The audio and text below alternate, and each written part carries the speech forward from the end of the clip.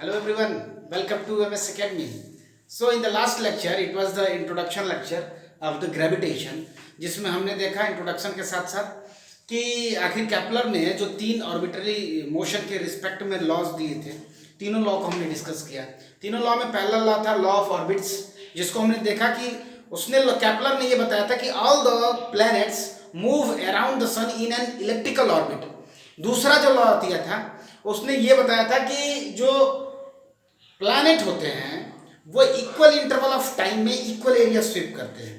तथा तीसरा जो लॉ था कैपलर का वो था पीरियड का, टाइम पीरियड का, यानी टाइम पीरियड का जो स्क्वायर होता है वो प्रोपोर्शनल होता है सेमी एक्सिस के, सेमी मेजर एक्सिस के क्यूब के प्रोपोर्शनल होता है। तीन हमने देखा था। उसके बाद थोड़ा सा हमने इंट्रोडक्शन किया था यूनिवर्सल ऑफ ग्रेविटेशन के बारे में, जिससे सर आइजैक न्यूटन ने दिया था। According to the gravitation, law of gravitation, any two celestial body, any two body of this universe has the tendency of attraction. इनका जो है अट्रैक्शन का टेंडेंसी होता है, और जो अट्रैक्शन फोर्स होता है ये किन किन बातों पे डिपेंड करता है। तो ये बताया गया था कि जो force of attraction between any two body is proportional to the product of their masses and inversely proportional to the square of distance between them. यानी हमने बताया था कि F ये प्रोपोर्शनल होता है m1 इंटू m2 के, और F ही प्रोपोर्शनल होता है 1/r स्क्वायर के। यानी कि क्या आपको मिल रहा है यहाँ से, मास, दोनों जो बॉडी हैं उनके मास के प्रोडक्ट के समानुपाती तथा उनके बीच की जो दूरी है उसके वर्ग के व्युत्क्रमानुपाती होता है। जैसे हमने इसको जोड़ा था, आपने देखा था F = आ गया था capital G m1 m2 by r square. ये पॉइंट आप डिस्कस कर चुके हैं, but for the recap point of view I am just going through it. तो कैपिटल G की वैल्यू जो थी हेनरी कैवेंडिश ने बताया था एक्सपेरिमेंट करके, इसकी वैल्यू जो होती है 6.67 इंटू 10⁻⁻11 न्यूटन मीटर स्क्वायर पर केजी स्क्वायर होती है। ठीक है, हमने निकाल के भी दिखाया था। Now we are going to talk about some limitations of Newton's law of gravitation. Gravitation law का ये जो नियम है इसका कुछ लिमिटेशन है। कहाँ अप्लाई हो जाएगा, क्या कहीं अप्लाई हो जाएगा? तो जो लिमिटेशन है वो ये है कि जो कंडीशन इन्होंने ये फॉर्मूला देते हुए न्यूटन ने इस बात को रखा था कि जो हमारे पास दो ऑब्जेक्ट्स हैं जिनके मास को हमने यहाँ m1 और m2 दिखा रखा है, दरअसल ये जो ऑब्जेक्ट्स हैं उनको हमने पॉइंट मास ऑब्जेक्ट्स माना है। कंडीशन, ये लिमिटेशन है। तो आप लिमिटेशन लिख सकते हो। आप लिमिटेशन में पहली लिमिटेशन यही है, द बॉडी शुड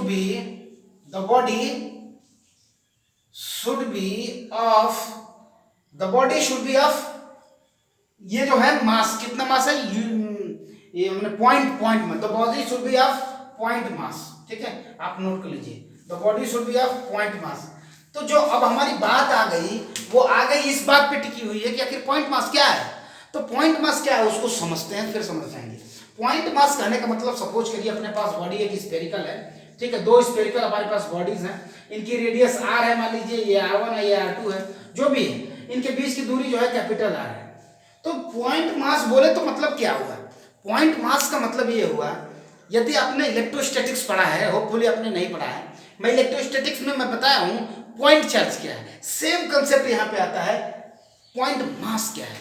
मैं कंपैरिजन भी अभी करूंगा इलेक्ट्रोस्टैटिक्स में और यहां पे, क्योंकि उम्मीद रखता हूं कि +2 के बच्चे भी और आगे वाले भी देख रहे हैं इसको, तो मैं एक बार 1 मिनट लेके कंपैरिजन भी करूंगा।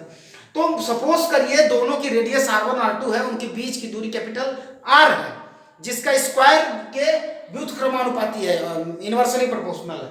तो पॉइंट मास बोले तो इनके जो रेडियस है is very very very less as compare to the distance between both. इन दोनों बॉडीज का जो इंडिविजुअल रेडियस है ये 5 मीटर है, सपोज के लिए 5 मीटर है दोनों की रेडियस, ये 5 मीटर 6 मीटर एनीथिंग।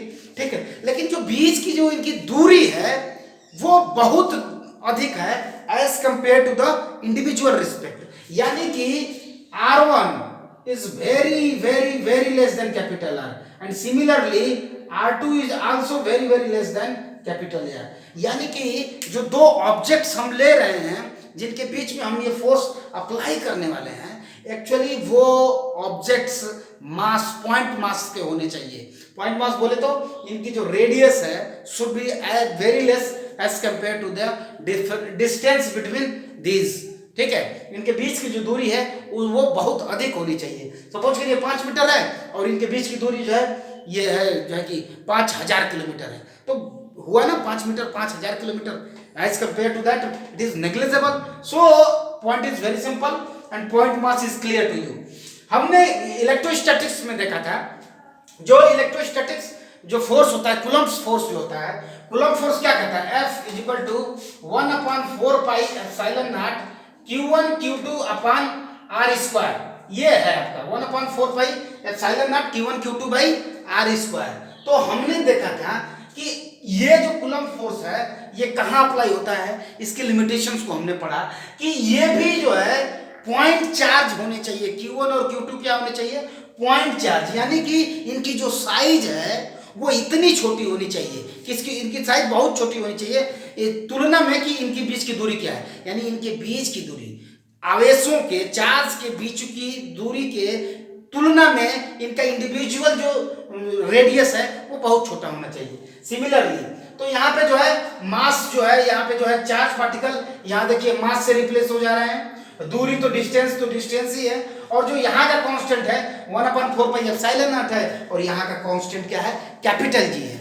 एकदम सिमिलर होता है आपका, एकदम सेम कंसेप्ट है। ठीक है, सेम कंसेप्ट है। इलेक्ट्रोस्टैटिक्स में आप यदि if you are student of 11th तो आप 12th में पढ़ेंगे, आप इलेक्ट्रोस्टैटिक्स पहला ही यूनिट है। ठीक है, और यदि आप 12th में हैं तो आपको भली बात पता है। तो चलिए उधर समय न लगाते हुए एक न्यूमेरिकल करते हैं, जरा ही बड़ा ही एक अच्छा न्यूमेरिकल है। तो चलिए न्यूमेरिकल पहले नोट कर लेते हैं, फिर जो है कि उसको करेंगे। तो ये रहा क्वेश्चन आपके लिए, 3 equal masses of m kilogram each and are placed at the vertices of a triangle ABC, जो कि इक्विलेटरल ट्रायंगल है। ABC एक इक्विलेटरल ट्रायंगल है जिसके तीनों वर्टेक्स पे m किलोग्राम मास का जो है 3 जो है बॉडी रखी गई है, और चौथी बॉडी जो है इसके सेंट्रॉइड पे रखा गया है, और सेंट्रॉइड से सारे जो वर्टिसेस की दूरी है वो कह रहा है कि आप 1 मीटर लेते हुए ये बताइए कि ये जो मास 2m है इस पर टोटल कितना ग्रेविटेशनल फोर्स काम करेगा। इन दोनों के बीच में काम करेगा, इसके बीच में काम करेगा, इसके बीच में काम करेगा। Now we are suppose to find the total force acting on this 2m। Actually हमें मैग्नीट्यूड वाइज निकालना होता, हम किसी एक का निकाल लेते और 3 से मल्टीप्लाई कर देते, वही आ जाता। एक का निकालने के लिए आप निकालेंगे, अगर मैग्नीट्यूड वाइज बात करें तो F magnitude is equal to क्या हो जाएगा, सपोज करिए मैंने इसको F1 मान लिया, वो हो जाएगा capital G m1 into m2, m1 m है, m2 2m है, अपन r स्क्वायर 1 मान रखा है, 1 स्क्वायर 1 ही होता है, यानी कि ये वैल्यू आ जाती है 3 यानी 2g m1 m2 m2g m square 2g m square आ जाता। ठीक है, किसकी, एक फोर्स की वैल्यू, और इतने ही बराबर इतने ही दूरी पर सारे पॉइंट्स हैं, तो मैग्नीट्यूड वाइज तो बराबर है ना, तो 3 से मल्टीप्लाई कर देते, तो जो F नेट होता है वो F नेट आ जाता 3 2 6 3g m स्क्वायर आ जाता है नेट, अगर मैग्नीट्यूड वाइज बात करते तो। लेकिन हमको वेक्टर वाइज बात करना है, यानी हमें डायरेक्शन वाइज बात करनी है। तो चलिए उसको भी देखते हैं और पता लगाते हैं कि आखिर कितना जो है फोर्स काम करेगा। तो क्वेश्चन तो आपको याद हो गया है, अपने पास 3 मास है, तीनों जो है वर्टेक्स पे रखे गए हैं। इक्विलेटरल ट्रायंगल है जिसका जो है दिया है कि सेंट्रॉइड और वर्टेक्स के बीच की जो दूरी आपको लेनी है वो 1 मीटर है। तो सपोज करिए ये अपना ट्रायंगल है, ये इक्विलेटरल ट्रायंगल ABC है, this is A, this is B and this is C। This point is suppose to be the centroid. ठीक है, सेंट्रॉइड क्या होता है आपको पता है ना, सेंट्रॉइड मीडियंस का इंटरसेक्शन पॉइंट को सेंट्रॉइड बोलते हैं। चलिए कोई बात नहीं, वो तो दूरी दे दिया है, आप ले लेंगे वहां से भी। Okay, now the point is very simple, the mass here is of 2m। यहाँ जो G पे मास है वो 2m है, यहाँ m है, ये रहा ये रहा ये रहा और ये रहा। ठीक है, ये भी m है और ये भी m है। Now the point is very simple. अभी सपोज करिए ये अपना x एक्सिस है, सपोज क्या करिए ये अपना x एक्सिस है। ठीक है, ऐसा मानिए आप कि वो x एक्सिस पे है और इनको, ताकि हमें कैलकुलेट करना इजी हो जाए, हम चाहते हैं कि जो हमारा कैलकुलेशन हो वो 1 नंबर का हो। तो इसको हम मान लेते हैं, ये यहाँ से हो गया, ये इक्विलेटरल ट्रायंगल हमने ऐसा मान लिया। ठीक है, now the calculation will be very easy. Suppose करिए ये जो जी ए है, ये पॉइंट ए है और ये जी है, जी ए अपना वाई एक्सिस है, एक्स एक्सिस सपोज करिए ये अपना एक्स एक्सिस है, तो इधर जो है माइनस एक्स एक्सिस हो जाएगा, और इधर जो अगर हम इसको एक्सटेंड करते हैं तो ये माइनस वाई एक्सिस हो जाएगा। यदि आपको याद हो, स्पेशल क्लास ऑफ मैथमेटिक्स में भी हमने बता रखा है, या यूजुअली मैं बताते ही रहता हूं कि एक्स एक्सिस का जो पॉजिटिव यूनिट वेक्टर होता है उसे हम आई कैप बोलते हैं, नेगेटिव वाले को माइनस आई कैप, सॉरी ये तो जे है ना, इधर जे कैप बोलेंगे, एक्स वाले को हम आई कैप बोलते हैं, एक्स वाले को आई कैप बोलते हैं, माइनस एक्स वाले को माइनस जे कैप बोलते हैं। यूनिट वेक्टर की बात कर रहे हैं, ठीक है, इसको जे कैप, ये माइनस जे कैप। चलिए इतने से काम हो जाएगा। यदि आपको याद है कैलकुलस में, यदि आप अच्छे हो तो आपको पता है ये 90 डिग्री है, इजंट इट, ये 90 डिग्री है, इक्विलेटरल ट्रायंगल है ना, ये 90 डिग्री है, और ये 90 डिग्री है, तो ये 60 डिग्री है, और ये 30 डिग्री है। जैसे ही आपको ये पता चला, जरा आप ये वाला फोर्स ज्ञात करिए, सपोज करिए ये F1 है, इसको आप F2 ज्ञात करिए और इसको आप F3 ज्ञात करिए। चलिए मैं F1 निकालता हूं। F1 की वैल्यू क्या होगी? F1 की वैल्यू यदि आप निकालना चाहें तो क्या होगी? F1 की वैल्यू, ये जे कैप है, जे की डायरेक्शन में काम कर रहा है ना, ये पॉजिटिव डायरेक्शन में काम कर रहा है, ये जे कैप है, इसका फोर्स इधर, इसका फोर्स इधर और इसका फोर्स इधर डायरेक्शन में। Now calculate the force F1। F1 is equal to क्या हो जाएगा? Capital G m1 m2 upon r2 square, मतलब r square into r cap होता है, मुझे याद है, आपको भी याद हो गया होगा, ये होता है वेक्टर फॉर्म में, ठीक है। अभी जो r कैप है वो r कैप न लिख के हम j कैप लिख सकते हैं। क्यों लिख सकते हैं? क्यों? क्योंकि हमें पता है कि डायरेक्शन ऑफ फोर्स जो है in the positive direction of y axis है, और उसकी यूनिट वेक्टर जो है जे कैप होती है। आप इसको जे कैप लिख सकते हो। इसको यदि आप चाहो तो थोड़ा सा और मॉडिफिकेशन करते हुए जी की जगह पे जी, m1 की जगह पर केवल m, ये मास m है ना, m, और m2 की जगह पे 2m लिख सकते हो। क्यों? क्योंकि जो बीच at the centroid the mass placed is having the mass 2m, तो let us replace it by 2m, then by r square, r मतलब distance between the centroid and the vertex given in the question, that is of 1 meter, let it be here only, okay, into j cap। तो जो total force हुआ कितना हो गया?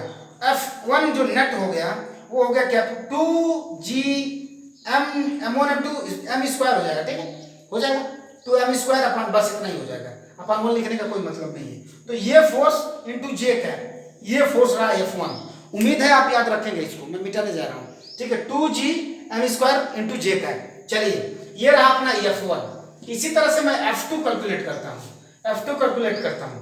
चलिए F2 calculate करेंगे, आप रेजोल्यूट कर दीजिए। Resolution of vector has been taught to you, ये भी 30 डिग्री। जैसे ही आप रेजोल्यूट करेंगे वाई एक्सिस में, ये F2 cos 30 चला जाएगा और नीचे की तरफ आ जाएगा आपका F2 sin 30। क्यों? बिल्कुल sin 30, F2 sin 30। तो टोटल जो F2 होगा, F2 कितना हो जाएगा? F2 कितना हो जाएगा? F2 कैलकुलेट करें तो F2 cos 30 हो जाएगा। तो ये अभी तो F2 निकाल लीजिए ना, मैग्नीट्यूड वाइज निकालिए। मैग्नीट्यूड वाइज यदि निकालते हैं F2 की वैल्यू यदि आप मैग्नीट्यूड वाइज निकालते हैं तो आपको कितना मिलेगा? वो मिलेगा आपको, ये कितना होगा F2 की value m 2m, distance is same, यानी कैपिटल जी m1 की जगह पे m, m2 की जगह पे into 2m upon distance square into 1 square 1 only square, okay let it be, into इसकी जो डायरेक्शन होगी ये कितनी होगी? ये हो जाएगी, यहां से देखिए ये cos 30, यहां से हो जाएगी cos 30 जे कैप, नहीं minus I cap, minus of I cap plus इधर sin 30 प्लस कितना हो जाएगा? प्लस के जो है आपका हो जाएगा, नहीं बल्कि माइनस ही होगा। क्योंकि इधर y एक्सिस x का माइनस है, इधर y का माइनस है, यानी माइनस ऑफ F2 लिख सकते हो आप, यानी sin ऑफ 30, ठीक है, माइनस ऑफ sin 30, लेकिन यहाँ पे j कैप हो जाएगा। उम्मीद है आप वेक्टर से कोई डर नहीं रहे होंगे, ठीक है। ये i कैप माइनस में और ये j कैप माइनस में, तो ये रहा आपका, इसको आप हटा सकते हो, ये रहा F2, this is F1, this is F2। Now what is the value of F3? F3 को भी रेजोल्यूट कर दीजिए आप। F3 एक वेक्टर इधर चला जाएगा और एक वेक्टर नीचे की तरफ आ जाएगा, जो जाएगा ऊपर वो cos के साथ चला जाएगा, यानी ये cos 30 आई कैप हो जाएगा और जो नीचे आएगा वो cos 30 जे कैप हो जाएगा। तो हम लिखते हैं उसको मैं कैलकुलेट करता हूँ। F3 इक्वल टू कितना हो जाएगा, कैपिटल जी m2m अपन इतना तो होगा ही क्योंकि सब में है, दैट इज मैग्नीट्यूड। ठीक है, अब डायरेक्शन वाइज देखें तो ये cos 30, ये हो जाएगा आपका cos 30 i कैप माइनस हो जाएगा, माइनस क्यों, क्योंकि जो y एक्सिस का कंपोनेंट है वो नीचे की तरफ है तो नेगेटिव ले लेंगे, तो वो साइन के साथ है, sin 30 j कैप। ठीक है, तो F1 रहा, F2 रहा, F3 रहा, नेट फोर्स कितना हुआ, F1 plus F2 plus F3, easily आप कर सकते हो, F1 plus F2 plus F3, 2 देखिए यहाँ से GM 2M यानी 2GM स्क्वायर सब में कॉमन ले सकते हो आप, और इसको आप चाहो तो कैलकुलेट आगे कर सकते हो, आगे कैलकुलेट करने का कोई मतलब नहीं है। sin 30 की वैल्यू रख दीजिए, कितना होता है √3/2, cos 30 की वैल्यू रख दीजिए, कितना होता है sin 30 1/2 और cos 30 √3/2, आप रख के जो है वैल्यू प्राप्त कर सकते हो। तो जो F नेट हो जाएगा, जो F नेट होगा वो हो जाएगा F1 vector wise, F2 vector wise plus F3 vector, यानी F vector F is equal to F1 vector plus F2 vector plus F3 vector. ठीक है, अब आइए जो अपना अब जो डिस्कशन है वो हम डिस्कस करेंगे एक्सेलरेशन ड्यू टू ग्रेविटी। तो हेडिंग लिखिए एक्सेलरेशन ड्यू टू ग्रेविटी। ठीक है, उम्मीद है ये वाला क्वेश्चन से आपको कुछ समझ में आया होगा। ठीक है, वेक्टर वाइज तो आप स्ट्रॉन्ग बनी जाइए। ठीक है, हेडिंग आप लिख सकते हो एक्सेलरेशन ड्यू टू ग्रेविटी, यानी ग्रेविटी की वजह से एक्सेलरेशन, क्यों हम किसी ऑब्जेक्ट को ऊपर की तरफ प्रोजेक्ट करते हैं तो नीचे क्यों आ जाता है, और किस एक्सेलरेशन के साथ आता है, किस एक्सेलरेशन के साथ। सपोज करिए ये अपना मास है, ये अपना अर्थ है, तो इसकी रेडियस है जिसको हम लोग RE लिखते हैं, और इसका एक मास भी है जिसको हम ME लिखेंगे। The radius of the earth is assumed to be approximately 6400 kilometre. By the experiment it has been calculated कि जो इसका रेडियस होता है 6400 किलोमीटर होता है, और जो मास है वो आपको क्वेश्चन में दिया होगा। ठीक है, अभी मास जो of earth and radius of the earth, ये दोनों क्वेश्चन आपको दिया होगा, नहीं दिया होगा तो आप वैल्यू रख लेंगे। ठीक है, अभी ये रहा अर्थ, सपोज करिए हमारा कोई ऑब्जेक्ट है सरफेस पे, अर्थ सरफेस पे कोई ऑब्जेक्ट है, सपोज करिए, जैसे ही अर्थ सरफेस पे कोई ऑब्जेक्ट है, आपको पता है कि ये भी एक ऑब्जेक्ट है और ये भी ऑब्जेक्ट है, और ये दोनों इनवर्स में ही है, तो दो ऑब्जेक्ट इस इनवर्स में है, उनके बीच में एक ग्रेविटेशनल फोर्स काम करेगा।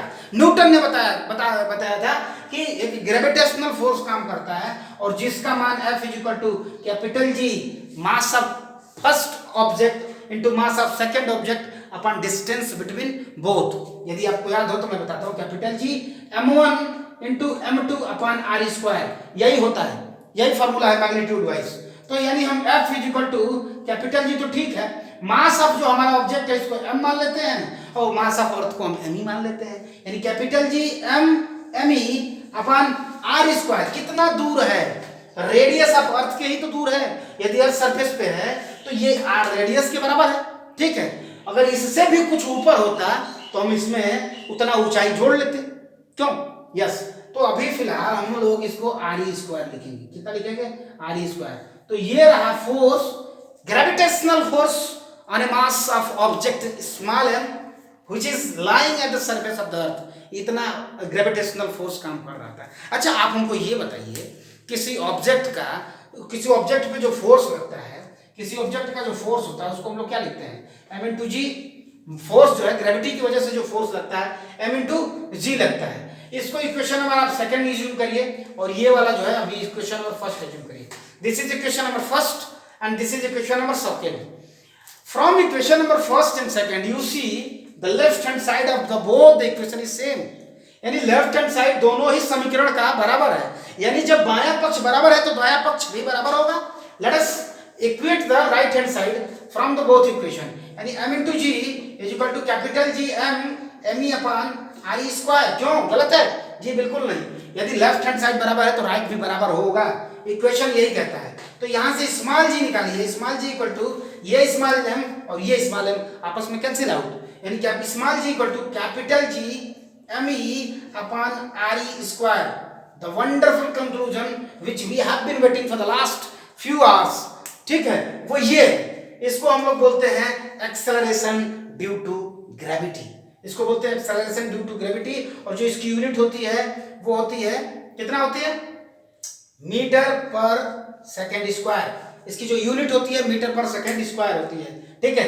एक्सेलरेशन है ए है, मतलब एक्सेलरेशन है ड्यू टू ग्रेविटी, ग्रेविटी की वजह से एक्सेलरेशन कितना आता है, तो वो किन किन बातों पर डिपेंड करता है, कैपिटल जी पे डिपेंड करता है, एमई पे डिपेंड करता है, मास ऑफ द अर्थ पे डिपेंड करता है, और रेडियस ऑफ द अर्थ पे डिपेंड करता है। बिल्कुल, यानी ये इस बात पे बिल्कुल नहीं डिपेंड करता है कि ऑब्जेक्ट का मास कितना है, यानी कि किसी 1 किलोग्राम या किसी 100 किलोग्राम का ऑब्जेक्ट यदि अर्थ की तरफ आ रहा है तो दोनों पर सेम एक्सेलरेशन काम करेगा एट द सेम प्लेस, एक ही स्थान पे सेम एक्सेलरेशन काम करेगा।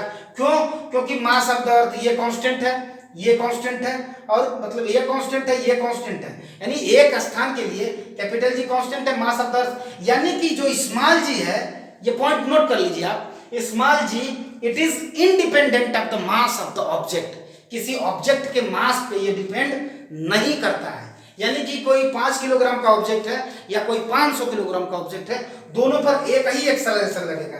And approximately actually capital G हमने हेनरी कैवेंडिश से प्राप्त कर लिया था 6.67 इंटू 10⁻⁻11 न्यूटन मीटर स्क्वायर पर केजी स्क्वायर, तो ये प्राप्त है, हमें ये पता है, ये पता है, तो जी को कैलकुलेट किया गया है, जी की जो वैल्यू होती है वो 9.8 होती है, अप्रोक्सीमेटली 9.8 मीटर पर सेकेंड स्क्वायर, ठीक है।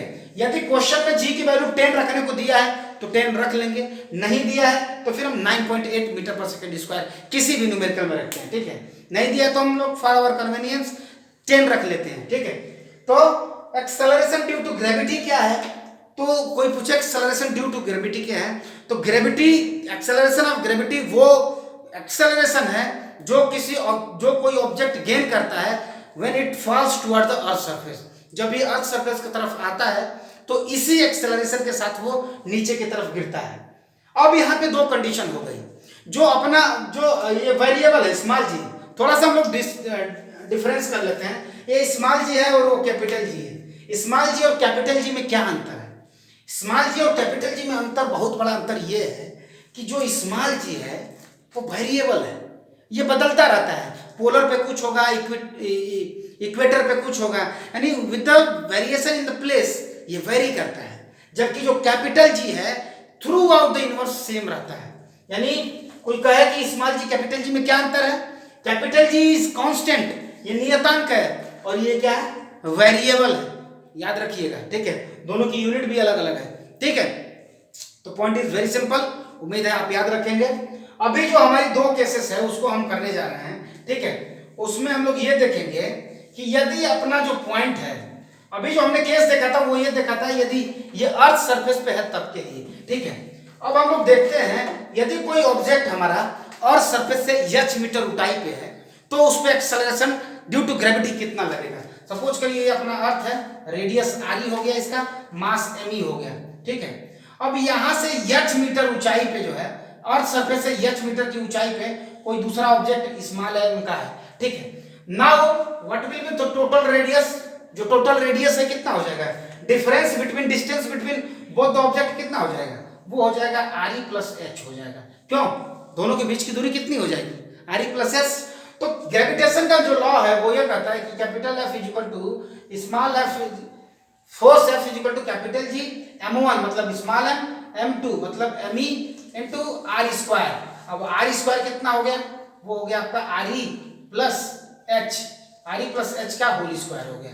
समझ पा रहे हो आप, यानी re प्लस h का होल स्क्वायर जो है ये हो गया आपका एक्सेलरेशन ड्यू टू ग्रेविटी। यदि आप चाहें तो re प्लस h की जगह पे जो है, अगर re को आप इधर रखते हैं, ये है आपका force at a height h, ये F है एट ए हाइट h, यानी कि कोई ऑब्जेक्ट जो अर्थ सरफेस से h मीटर ऊंचाई पे है उस पर जो फोर्स लगेगा due to the gravitation FFH हमने रिप्रेजेंट किया है, वो capital G m e upon re plus h का होल स्क्वायर इतना होगा, ठीक है। That's okay. अब हम एक काम करते हैं, जरा re यहाँ से कॉमन ले लेते हैं, capital G of h is equal to capital G m e into m upon, यहाँ से re अगर हम कांस्टेंट ले लें re स्क्वायर तो यहाँ बचेगा 1 प्लस h बाई re का होल स्क्वायर। क्यों? बिल्कुल बचेगा क्योंकि re हमने कॉमन बाहर ले लिया, ठीक है। अब यहाँ देखिए ये capital G m e by r square क्या है, ये है एक्सेलरेशन ड्यू टू ग्रेविटी, जिसे हम स्मॉल g लिखते हैं। इसी को हमने स्मॉल जी लिखा था। ये स्मॉल जी है, ठीक है। ये क्या नहीं, स्मॉल जी नहीं है, ये फोर्स ही है एक्चुअली, ये फोर्स है, ठीक है। तो फोर्स है जो कि लगेगा कब, किसी ऑब्जेक्ट पे, जब ये कितने हाइट पे रहेगा, when it will be at the height of h metre. जब ये h मीटर के हाइट पर रहेगा तो इतना लगेगा, ठीक है।